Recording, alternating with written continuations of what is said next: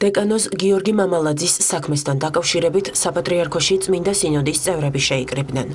შეხვედრას სრულიად საქართველოს კათოლიკოს პატრიარქი, მცხეთა თბილისის მთავარეპისკოპოსი და ბიჭვინთისა და ცხუმ-აფხაზეთის მიტროპოლიტი, უწმინდესი და უნეტარესი ილია მეორე ხელმძღვანელობდა. საქართველოს ეკლესიის მეთაურმა თავის ჯანმრთელობის მდგომარეობაზე, შექმნილ რთულ სიტუაციასა და ამ სიტუაციიდან გამოსვლის აუცილებლობაზე ისაუბრა.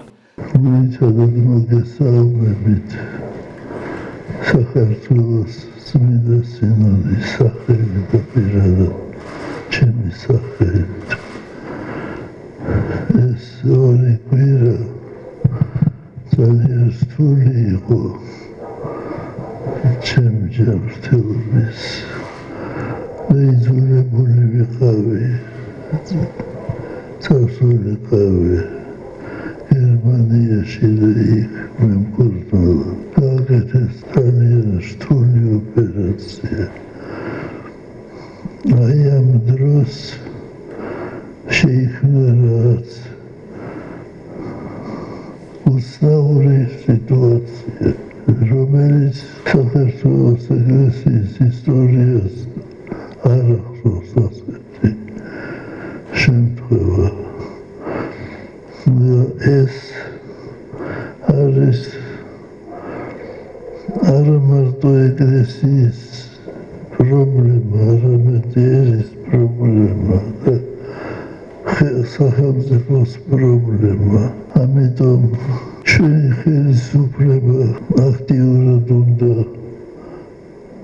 ჩაერთოს თამაში და ვფიქრობ, რომ თქვენ გრძნობთ ამის მნიშვნელობას. უკვე მოდის გამოძახილი უცხოეთიდან კითხულობენ რა ხდება საქართველოში. ჩვენ არა გვაქვს გარკვეული პოზიცია, გარკვეული გამოძიება. ამიტომ თქვენ უნდა დაგვეხმაროთ და უნდა ერთობლივი გამოძიება უნდა შეეძღეს სახელმწიფოსი და ეკლესიისა და ხალხს უნდა მივცეთ პასუხი. ხალხი ღელოს და ვფიქრობ, რომ ყველაფერი დამშვიდება და კარგად იქნება, მაგრამ ყოველ მოვლენას თავისი სახელი უნდა დაერქვას. უნდა ხალხი დაკმაყოფილდეს და დავშვიდეს. შეხვედრაზე მღვდელმთავრებმა დეკანოზ გიორგი მამალაძის საქმესთან დაკავშირებით თავიანთი მოსაზრებები გამოთქვეს. წმინდა სინოდის წევრებმა გამოხატეს იმის აუცილებლობა, რომ აღნიშნულ საქმეში საბოლოოდ უნდა გაერკვეს სიმართლე და ყველა დამნაშავე მხილებულ იქნეს. შეხვედრას ქვეყნის პრეზიდენტი ესწრებოდა. გიორგი მარგველაშვილმა დაკავების პროცესში გარკვეულ კანონდარღვევებსა და ადვოკატებისთვის გაუთქმელობის დავალდებულების მიზანშეუწონლობაზე ისაუბრა. აუდიენციის დასრულების შემდეგ პრეზიდენტმა წმინდა სინოდის მხრიდან აღნიშნულ შეხვედრაზე გამართული ღია დისკუსია დადებითად შეაფასა. დავესწარი ძალიან ღია და საინტერესო დისკუსიას იმ საკითხებთან დაკავშირებით, რომელიც ეკლესიასთან მიმართებაში ვითარდება. მინდა გითხრათ შემდეგი. პატრიარქი ხელმძღვანელობს ამ ძალიან მნიშვნელოვან თავყრილობას. პატრიარქი და მეუფეები ძალიან ღიად საუბრობენ არსებული სირთულეების შესახებ. ეს არის თათბირი, სადაც ყველას აქვს განსხვავებული აზრის და დისკუსიის შესაძლებლობა. ძალიან საინტერესო თათბირია, იმიტომ რომ ესეთი ღიაობა, დემოკრატიულობა, ერთმანეთის აზრის მიღება თავისთავად კარგი დასანახი არის. პოლიტიკოსების კარგი იქნებოდა ესე ღიად რომ საუბრობდეთ და ჩვენ ვისაუბრეთ არსებული სირთულეების თაობაზე. ჩემი აზრით შეჯამება ამ საუბრის მდგომარეობს შემდეგში. ჩვენ უნდა მივცეთ ყველა მხარეს შესაძლებლობა დააფიქსიროს, ამტკიცოს თავისი სიმართლე ან თავისი ვერსია სიმართლის, ჩვენ უნდა მივცეთ შესაძლებლობა სამართალდამცავ სტრუქტურებს აკეთონ თავის საქმე პოლიტიკური ჩარევების გარეშე და ამ პროცესის ღიაობით, გამჭვირვალეობით, შეჯიბრებითობით, იმიტომ რომ მე მინდა შევახსენო ყველას, რომ დღეს შეჯიბრებითობა და უდანაშაულობის პრეზუმპცია დარღვეულია საქართველოში და მამა გიორგის უნდა მიეცეს მის ადვოკატებს შესაძლებლობა თავის სიმართლე გააცნონ საზოგადოებას, რადგან ჩვენ ყველანი ამაზე ვსაუბრობთ. აი ამ პროცესით ჩვენ გადავლახავთ არსებულ სირთულეებს და მივად ჭეშმარიტ პასუხებად.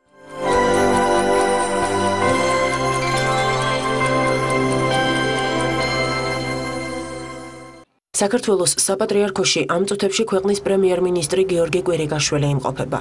შეხვედრას კათოლიკოს პატრიარქი და წმინდა სინოდის წევრები ესწრებიან.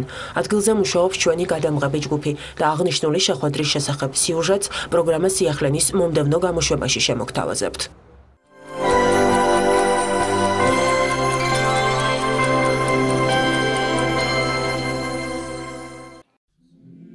მართლმადიდებელი ეკლესია 21 თებერვალს წმინდა ზაქარია წინასწარმეტყველის ხსენების დღეს აღნიშნავს. წმინდა ზაქარია წინასწარმეტყველი მანგლის მხილველი 12 მცირე წინასწარმეტყველთაგან ერთ-ერთი იყო. წმინდა ზაქარია მღვდელმსახურის ოჯახში დაიბადა ბაბილონის ტყვეობაში. მისი ოჯახი სხვა მართლმორწმუნე იუდეველებთან ერთად ბაბილონის ტყვეობიდან იერუსალიმში დაბრუნდა.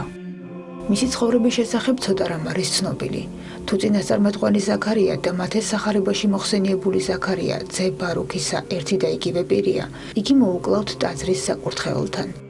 ჯერ კიდევ ჭაბუკი იყო, როდესაც უფალმა საწინასწარმეტყველო მსახურებისაკენ მოუწოდა და არა ამ ქვეყნიური სახილველების ჭვრეტის ღირსი გახდა. სწორედ ამ წინასწარმეტყველის წიგნშია გაცხადებული მაცხოვრის მიწიერი ცხოვრების უკანასკნელი მოვლენები.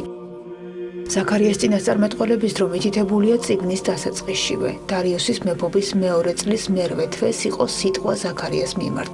ძისა ბერექიასი, ძისა ყიდოსი წინასწარმეტყველისა, ესე იგი ძველი წელთაღრიცხვით 520 წელს. ზაქარიას წიგნი 14 თავისაგან შედგება და ორ ნაწილად იყოფა. პირველ ნაწილში გადმოცემულია ერთ ღამეში ნანახი 8 ხილვა, ხოლო მეორეში ნაუწყებია სამყაროს მომავალი. წინასწარმეტყველის მიზანია უმძიმეს დღეში აღმოჩენილი იუდეველი ხალხი ტაძრის მშენებლობის საქმეში შეაგულიანოს. იმავდროულად ზაქარია ცდილობს ტყვეობიდან დაბრუნებული ადამიანების ყალბი წარმოდგენები ამხილოს და ერში გაბატონებული მცდარი აზრი მესიის დაუყოვნებელი მოსვლის შესახებ სწორი დამოკიდებულებით შეცვალოს. იგი იყო ანგია წინასწარმეტყველის უმცროსი თანამედროვე და აგრძელებს მის მოწმობას. იღწვის თავისი ხალხის ზნეობრივი აღორძინებისთვის. ამხნევებს და ანუგეშებს ჯერ იერუსალიმის კედლების, ხოლო შემდეგ ტაძრის მშენებლებს, რომელთაც მუშაობა უწევდათ მეზობელი სამარიელების თავდასხმების პირობებში. წინასწარმეტყველი ქადაგებდა, რომ რაც უფრო მძიმე იყო მათი აწმყო, მით უფრო მეტი იქნებოდა აღთქმული მომავლის დიდებულება. ასევე მოძღვრავდა გულგატეხილ ხალხს, რომ მძიმე განსაცდელებს, დაწყებული ბაბილონის ტყვეობით და მონობით, აგრეთვე მოსალოდნელ განსაცდელს, რაც გამოწვეული იქნება მესიის უარყოფით, უფალი შეცვლის თავისი აღთქმის შესრულებით. წმინდა ზაქარიას წიგნი ერთ-ერთი ყველაზე მესიანისტური და ესქატოლოგიური ხასიათისაა ძველი აღთქმის წიგნებს შორის. მის წინასწარმეტყველებაში დიდი ადგილი ეთმობა ქრისტეს მომავალი სამეუფოოს განჭვრეტას. ცხადად გაჟღერებული მესიანისტური მოტივები განაპირობებს იმას, რომ იგი ახალი აღთქმის წიგნებში ყველაზე ხშირად ციტირებული ავტორია ძველი აღთქმიდან. ახალი აღთქმის წიგნებში მის ციტირებას ან მინიშნებას მასზე 51-ჯერ ხვდებით. სწორედ ამ წინასწარმეტყველის წიგნშია გაცხადებული მაცხოვრის მიწიერი ცხოვრების უკანასკნელი მოვლენები. მისი დიდებით შესვლა იერუსალიმში, უფლის 30 ვერცხლად გაყიდვა, მაცხოვრის გვერდის განგმირვა, მოციქულთა გაფანტვა გეციმანიის ბაღში, მზის დაბნელება მაცხოვრის ჯვარზე ვნების დროს. ასე გვაუწყებს ზაქარია იერუსალიმში მესიის დიდებით შესვლის შესახებ. იხარე დიდად სიონის ასულო და ეცი ყიჟინა, იერუსალიმის ასულო. აჰა, შენი მეუფე მოდის შენთან, მართალი და გამარჯვებული, თვინიერია ის და ამხედრებულია სახედარზე. გადმოცემის მიხედვით ღვთის მადლის რჩეულმა ჭურჭელმა ზაქარიამ ღრმა მოხუცებულობამდე იცხოვრა. იგი დაკრძალეს თავის თანამედროვე და თანამოსაგრე ანგიასთან და მალაქიასთან ერთად. არქეოლოგები მიიჩნევენ, რომ იუდეაში, ხიბერტ მადრასის რაიონში, შემდგომ უკვე ბიზანტიური მონასტრის ტერიტორიაზე დაკრძალულია ზაქარია წინასწარმეტყველი. ეკლესიაში, რომელიც 1500 წლისაა, ნაპოვნია უნიკალური მოზაიკა, რომელიც კარგადაა შენახული და ბრწყინვალედაა შესრულებული. მეცნიერები ვარაუდობენ, რომ სწორედ მოზაიკის ქვეშაა ზაქარია წინასწარმეტყველის საფლავიც. ზაქარია წინასწარმეტყველს მანგლის მხილველს ვუწოდებთ, რადგან მან ჩვენებით იხილა მანგალივით მოდრეკილი გრაგნილი, რომელიც რისხვის მომასწავლებლად ჩაითვალა.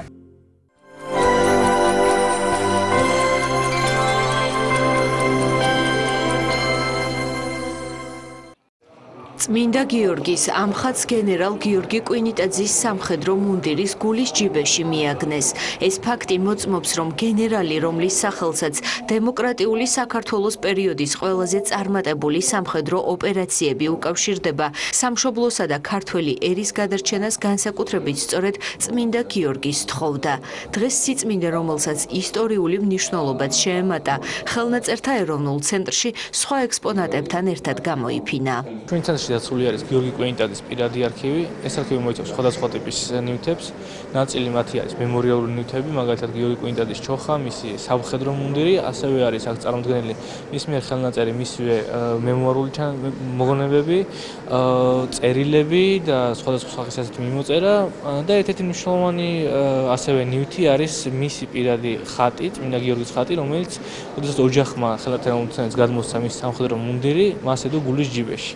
მისი პიროვნების და ბიოგრაფიის შესწავლას ეს არის ერთ-ერთი მნიშვნელოვანი დეტალი, მისი ასე ვთქვათ, ფსიქოტიპის შესასწავლად, მისი პიროვნების შესასწავლად, მისი შეხედულებების შესასწავლად და ასე შემდეგ. სიმართლე თებერვალზე ამ სახელწოდების გამოფენაზე გენერალ გიორგი კვინიტაძის სახელთან დაკავშირებულ ექსპონატებთან ერთად ის მემორიალური ნივთები, ხელნაწერები, წერილები, აუდიო ჩანაწერები და იმდროინდელი პრესიდან ის პუბლიკაციები წარმოადგინეს, რომლებიც საქართველოს ისტორიის ერთ-ერთ ყველაზე ტრაგიკულ ფურცელს, საქართველოს ოკუპაციას უკავშირდება. დღეს ჩვენ საზოგადოებას ჩვენი ემიგრანტული არქივებიდან შევთავაზებთ ექსპოზიციას სიმართლე თებერვალზე. ამის ჩვენ ემიგრანტულ პრესას დავესესხეთ ამ სახელწოდებასაც და გვინდა რომ ფართო საზოგადოებას, განსაკუთრებით კი ახალგაზრდებს, მოსწავლეებსა და სტუდენტებს შევთავაზოთ საარქივო მასალა, რომელიც დაეხმარებათ ამ დღის არსის გააზრებაშიც და სამომავლო კვლევებში ამ ყველაფრის ჩართვაში.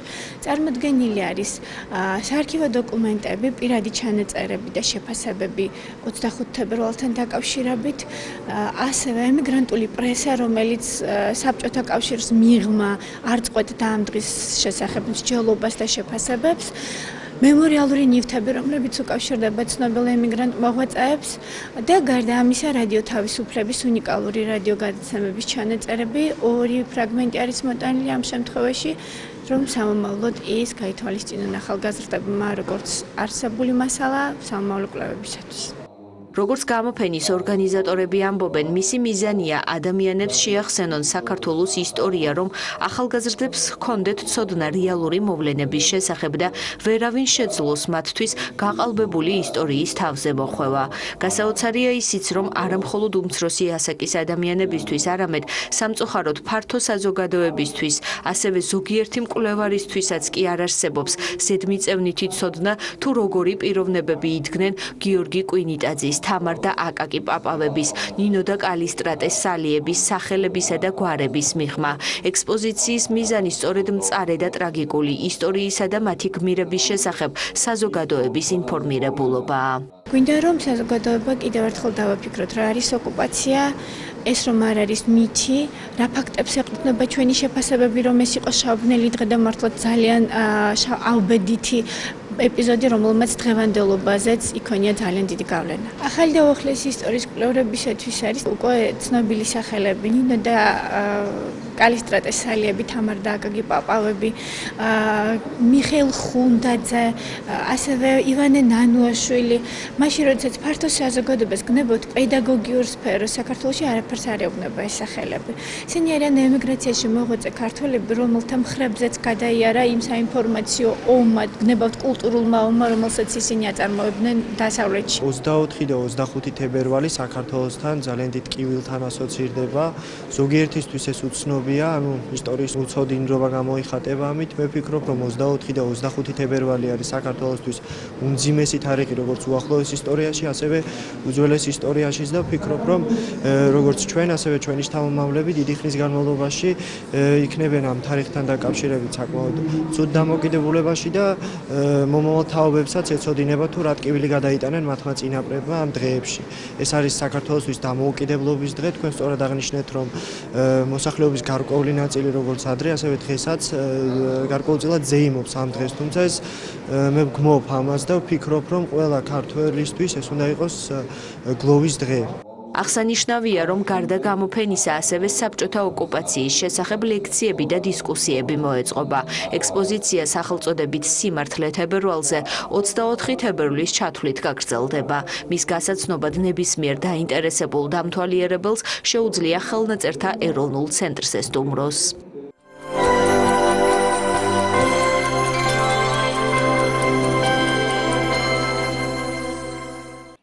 თბილისში ღვინის ახალი მაღაზია გაიხსნა.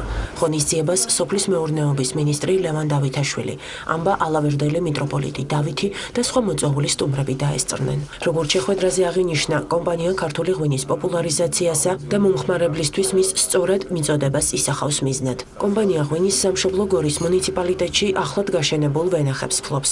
დაწესებულება პირველ მოსავალს მომავალ წელს მიიღებს და ღვინის წარმოებასაც დაიწყებს.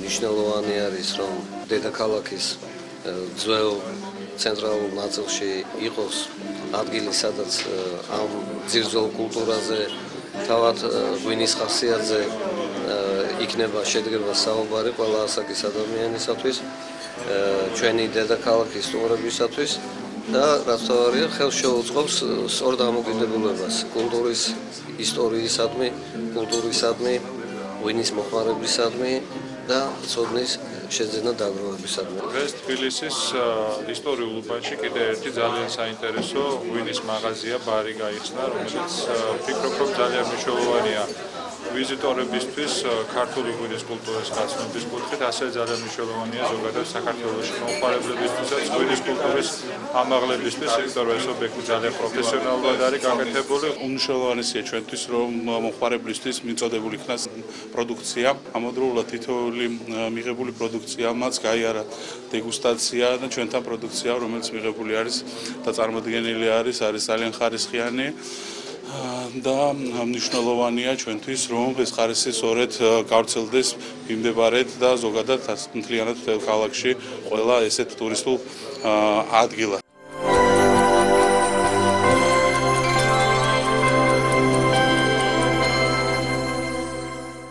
ვისოლ ჯგუფი არასამთავრობო სექტორთან ერთად სოციალურად დაუცველთა დასაქმებაზე ზრუნვას განაგრძობს. კომპანიის წარმომადგენლების განცხადებით, მათ მუდმივად აქვთ მოთხოვნა ადამიანურ რესურსზე ნავთობ ბაზართან მიმართებაში. ამიტომაც დასაქმების თვალსაზრისით პრიორიტეტად ისინი სოციალურად შეჭირვებულ ადამიანებს განიხილავენ. ვისოლ ჯგუფის წარმომადგენლები აღნიშნულ საკითხთან დაკავშირებით არასამთავრობო ორგანიზაციის წარმომადგენლებს შეხვდნენ და მათი ბენეფიციარების შესახებ ინფორმაცია მიიღეს. აღსანიშნავია, რომ ვისოლ პეტროლიუმ ჯორჯიას საკუთრებაში არსებული ავტოგასამართი სადგურების ყველაზე ფართო ქსელი აქვს საქართველოში და ერთ-ერთი მსხვილი დამსაქმებელია ქვეყანაში. დღეს მოხდა ძალიან კარგი წამოწყების საფუძველი ჩააღრა არასამთავრობო ორგანიზაციებმა, ვისოლ ჯგუფმა, კონკრეტულად ვისოლ პეტროლიუმ ჯორჯიამ გააკეთა შეთანხმება ადამიანებს, სოციალურად დაუცველ ადამიანებს, რომელსაც ყველაზე მეტად ჭირდებათ დასაქმება, მოხდეს სწორედ მათი წარდგინებით, არასამთავრობო ორგანიზაციების წარდგინებით ამ ადამიანებთან კომუნიკაცია და კომპანია ვისოლი შერჩევის წესით მოახდენს სოციალურად დაუცველი ადამიანების დასაქმებას. ხდება, როდესაც ბიზნეს კომპანიები გამოთქვამენ სურვილს, რომ არასამთავრობო ორგანიზაციებთან ითანამშრომლონ, საკმაოდ სპეციფიური შემოთავაზება იყო კომპანია ვისოლის მხრიდან, იმის გათვალისწინებით, რომ მათ აქვს სხვა ტიპის ვაკანსიები, გამოითქვა სურვილი, რომ შედგეს პირველი შეხვედრა არასამთავრობო ორგანიზაციებთან, რომლებიც მუშაობენ სხვა სოციალურ თუ მოწყვლად ჯგუფებზე და გამოითქვა მზადყოფნა, იყოს დისკუსია, იყოს ინფორმაციის გაცვლა, რამდენად შესაძლებელია ბენეფიციართა ამ ჯგუფების დასაქმება კომპანია ვისოლში.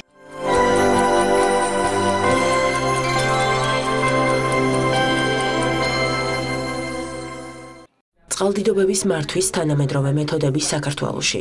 ასე ჰქვია პროგრამას, რომლის შედეგებიც ქორთიარდ მარიოტში შეჯამდა. შეხვედრის მონაწილეებს გარემოსა და ბუნებრივი რესურსების დაცვის მინისტრის მოადგილემ ეკატერინე გრიგალავამ და გაეროს განვითარების პროგრამის ხელმძღვანელის მოადგილემ საქართველოში შომბი შარპმა მიმართეს. წყალდიდობებისა და წყალმოვარდნების რისკების მართვის ხელშეწყობის ინიციატივა 2012-2016 წლებში ადაპტაციის ფონდისა და გაეროს განვითარების პროგრამის ფინანსური ხელშეწყობით განხორციელდა. ინიციატივა ინიციატივის ფარგლებში ნაპირსამაგრის სამუშაოები ჩატარდა 6 მუნიციპალიტეტში: სამტრედიაში, წყალტუბოში, ონში, ცაგერში, ლენტეხსა და ამბროლაურში. ამ პროექტის ფარგლებში დამონტაჟდა 35 ახალი ჰიდროლოგიური და მეტეოროლოგიური სადგური, 10,000 ჰექტარზე გაშენდა ადგილობრივი ჯიშის ხეები, ასევე აიგო 10 ნაპირსამაგრი ნაგებობა. შესაბამისად, ამ ყველაფრით ისარგებლებს იმ 6 მუნიციპალიტეტის ადგილობრივ მოსახლეობა, 200,000 ადგილობრივ მოსახლეობა, სადაც ეს პროექტი განხორციელდა. ჩვენმა პროექტმა ხელი შეუწყო რიონის აუზის 200,000 მაცხოვრებლის დაცვას, ასევე ისეთი მეთოდების დანერგვას, როგორიცაა წყალდიდობებისგან დაზღვევა სქემა, წყლის დონის მონიტორინგი, ქარსაფარი იზოლები და ასე შემდეგ, რაც მნიშვნელოვანია საქართველოში წყალდიდობათა სისტემის მართვის დასანერგად.